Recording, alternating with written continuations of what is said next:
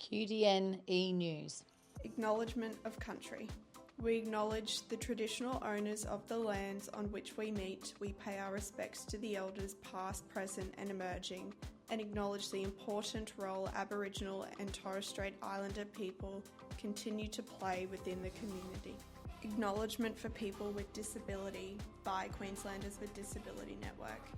QDN also acknowledges people with disability who have come before us and died in institutional settings, as well as those who are still trapped in institutions or silenced by institutional practices.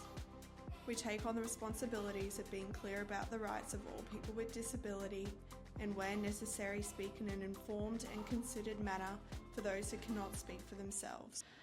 Hello to everybody and welcome to this edition of QDN E-News.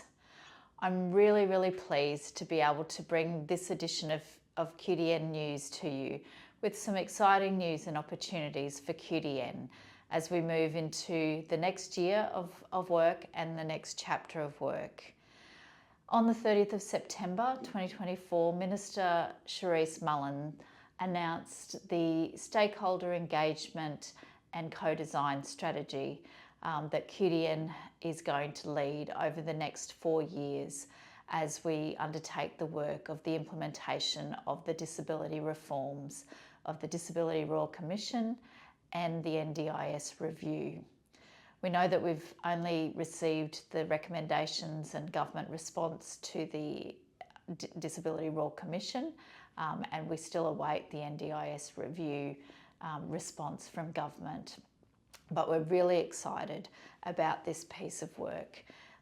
It brings together all of the things that QDN has strongly advocated for over the years about the role of people with disability in informing, testing, designing and planning the implementation of policy and strategies to make real change and make a difference. This is a really important piece of work and we're pleased to be able to do this work with our allies and stakeholders across disability advocacy, across families and carers, across disability providers as well as government. So given this, it's really important that we have some space and an environment to do this work of co-design. And so with this in mind, we're undertaking some work to make some modifications to the Turbot Street office to have the right space and the right environment to do this co-design work. So we will let members know and give some updates as we know more about this and the progress of this in the coming weeks. It is really fantastic and we look forward to working with all of you on this important work. We know from the 3rd of October that the NDIS legislation changes come into play and we will be making sure that we work with the NDIA to have some information and briefings for QDN members. So stay tuned for some more information about this as this is arranged.